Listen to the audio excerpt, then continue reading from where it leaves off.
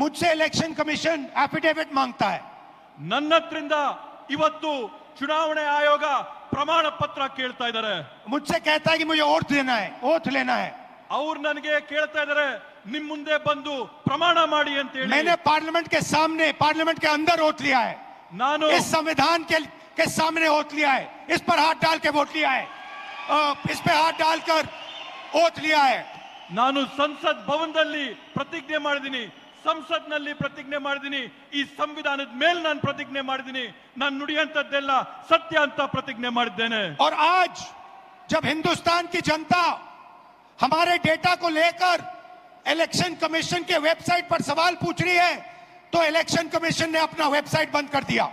ಇವತ್ತು ನಮ್ಮ ದೇಶದ ಪ್ರಜೆಗಳು ನಮ್ಮ ಒಂದು ಪತ್ರಿಕಾಗೋಷ್ಠಿ ನೋಡಿದ ನಂತರ ಚುನಾವಣೆ ಆಯೋಗದ ವೆಬ್ಸೈಟ್ ಅಲ್ಲಿ ಪ್ರಶ್ನೆ ಮಾಡಕ್ಕೆ ಪ್ರಯತ್ನ ಮಾಡಿದ್ರೆ ಚುನಾವಣೆ ಆಯೋಗದ ವೆಬ್ಸೈಟ್ मध्य प्रदेश, राजस्थान, बिहार के वेबसाइट बंद कर दिए हैं.